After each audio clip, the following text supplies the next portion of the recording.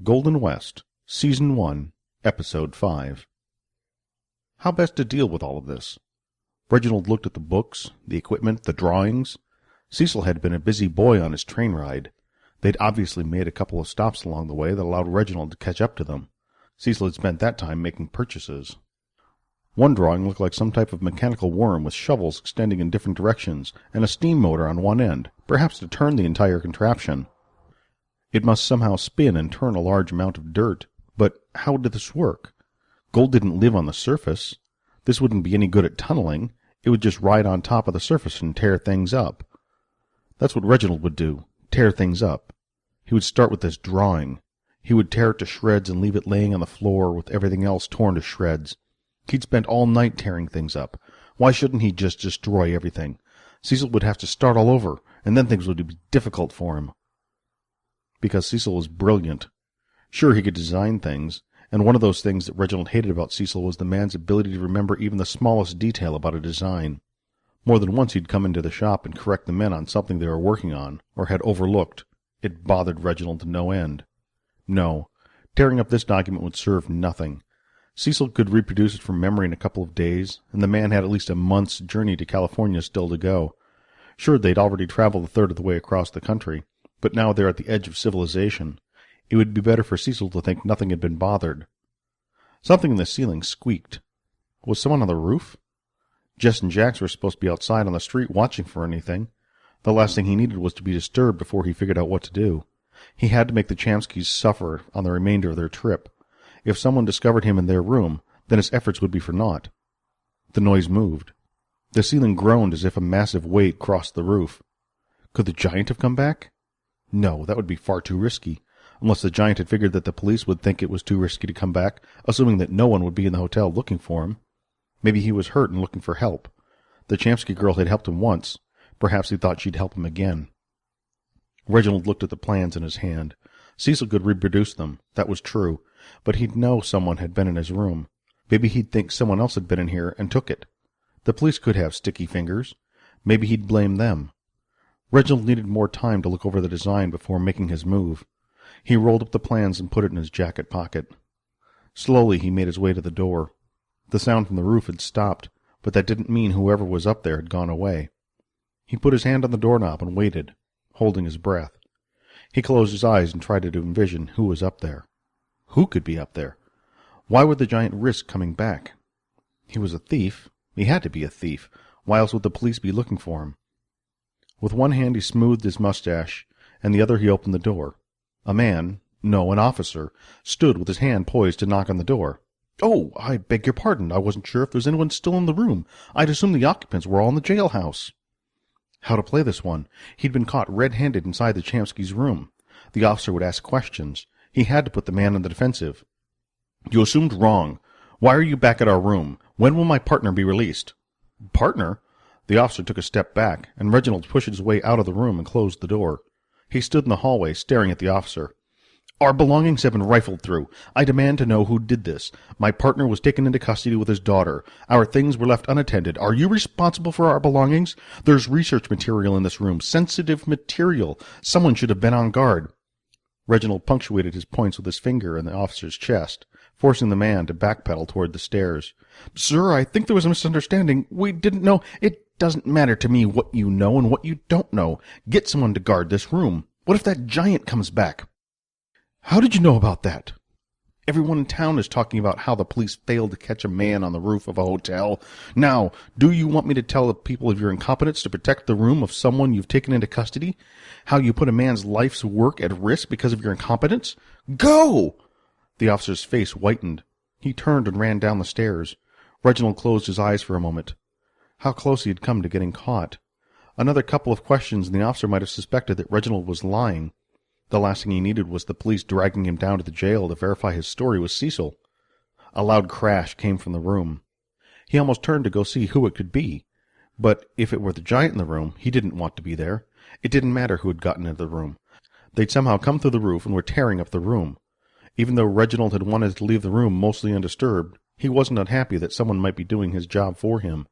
Another crash, this one closer to the door, sent Reginald's feet moving. He was at the bottom of the stairs when he heard something upstairs explode.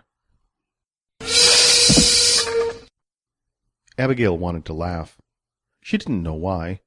Helping Atham had gotten her and her father thrown into jail. Why did she feel like she needed to laugh? Perhaps it was the absurdity of the situation.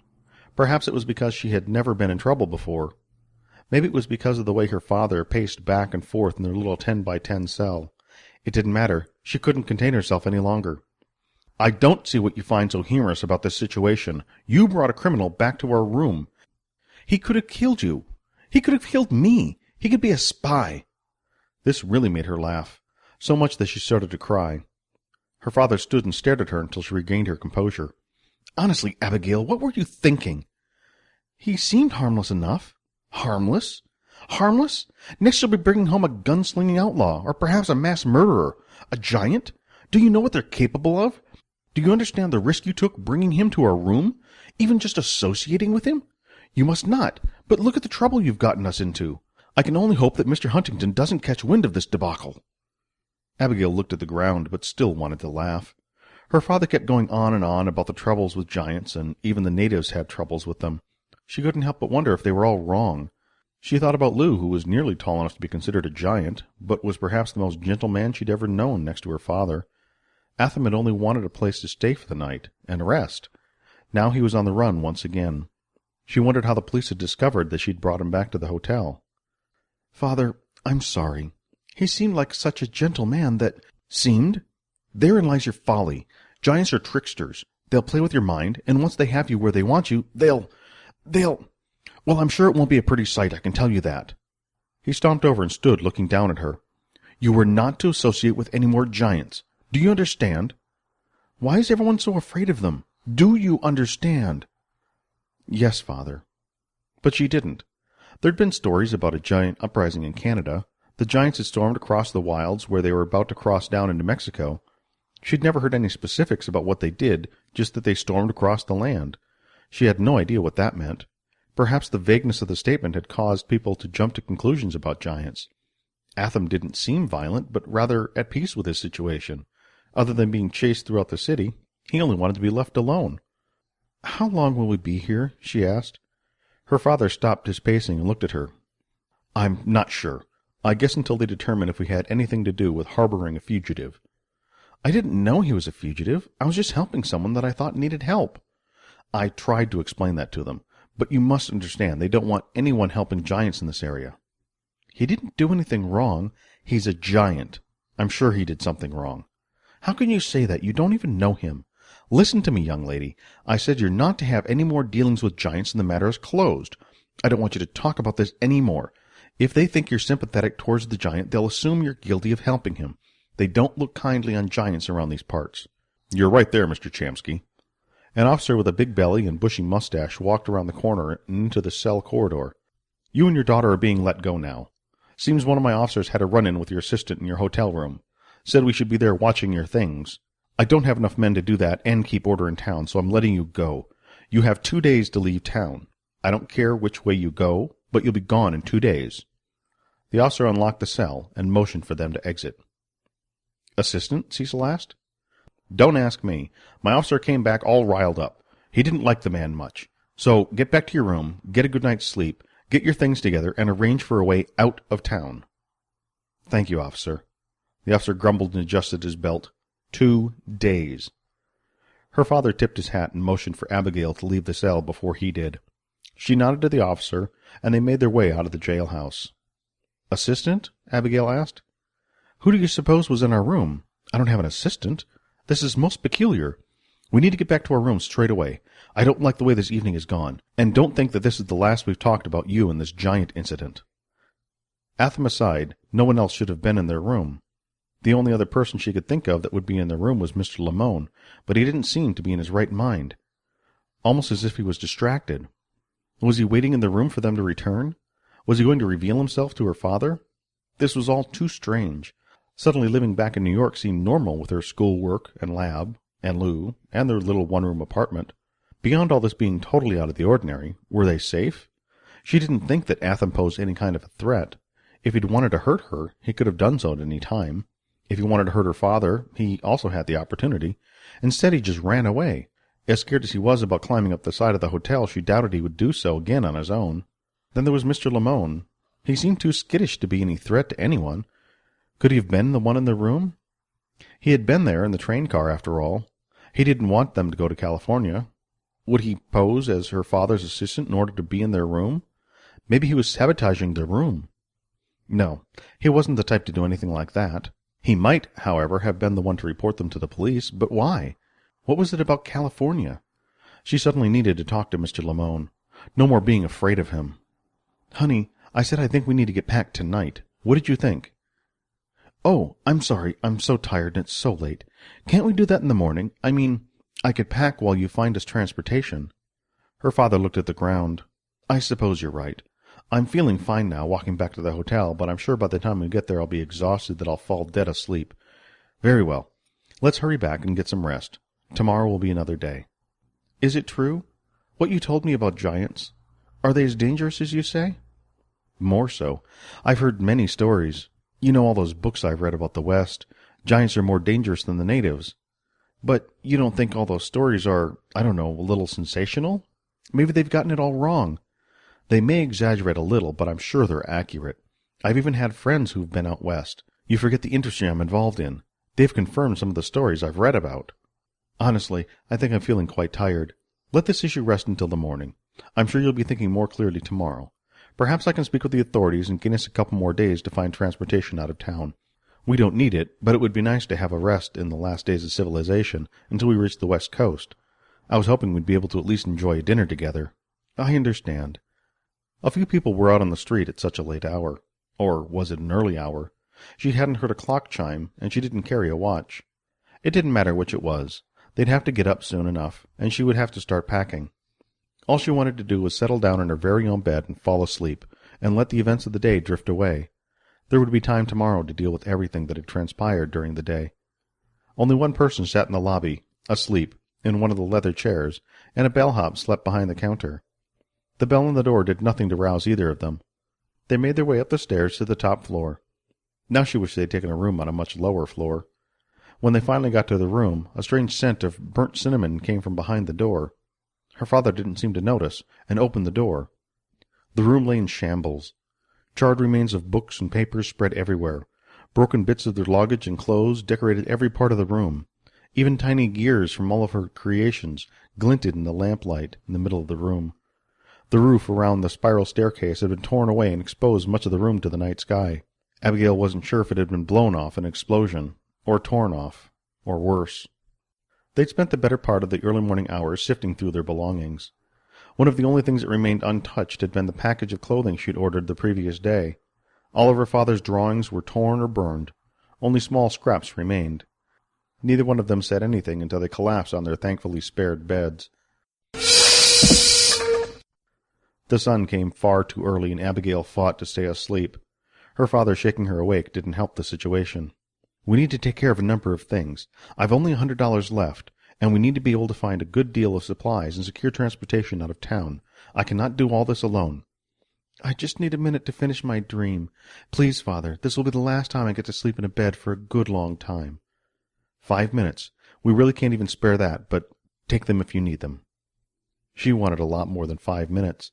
5 days would be preferable. After sleeping on a train for a week, it felt wonderful to be in a bed. The sun shining through the gaping hole in the ceiling, and her father's attempts to be quiet and failing, both kept her from being able to fall back asleep. She got up, rubbed her eyes, and went to wash her face. There was no water or even a pitcher, of course. She'd given what they had to Atham. It was probably still up on the roof deck. Do you have any idea what we're going to do? Secretly she hoped her father would be suggestive to heading back to New York. At least they can get an inexpensive train fare and head home. Perhaps give it another month and then try again. Maybe people in St. Louis would forget about the incident in that time. Maybe her father would give up on this crazy adventure and they'd be back home. I have several contacts in town thanks to the engineer. He knew some people that might be able to help us with transportation. It won't be as comfortable as I would like, but it will do. It? What is it? I don't know that I like the sound of it. Just wait until you see it. Looking at our belongings will definitely not be cramped for space, that's for sure. He chuckled softly and without humor. She had to trust him.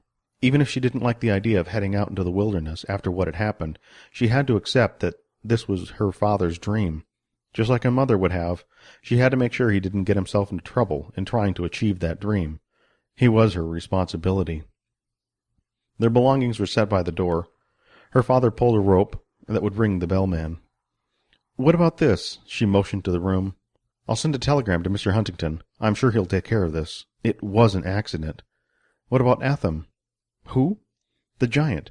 What if he tries to blame this on me because I brought Atham here?" "I will try to make sure no blame is placed on you. Accidents happen all the time. I'm sure it won't be that much to repair.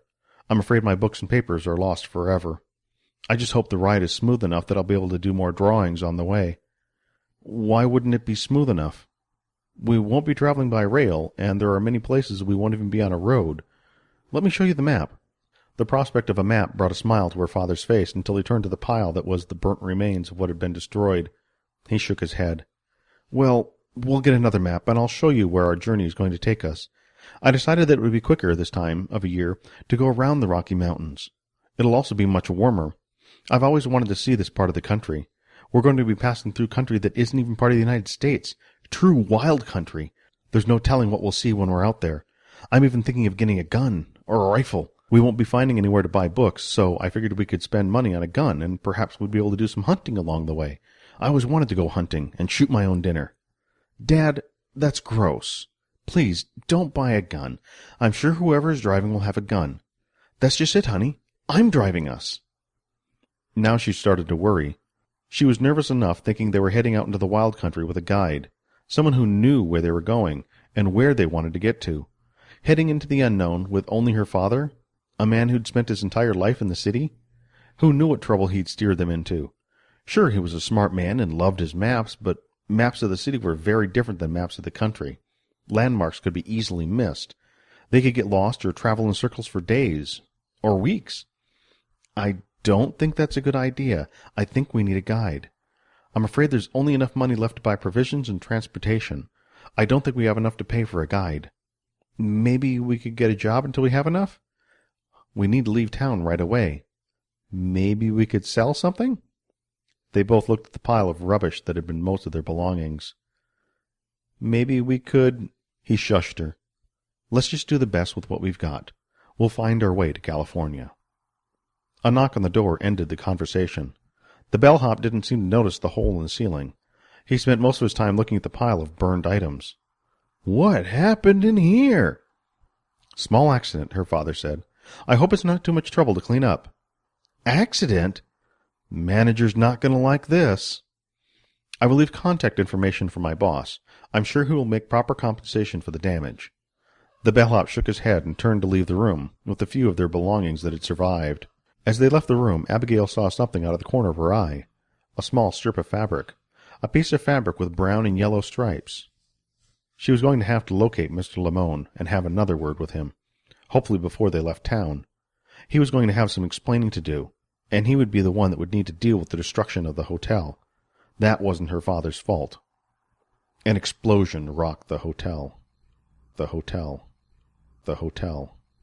The hotel.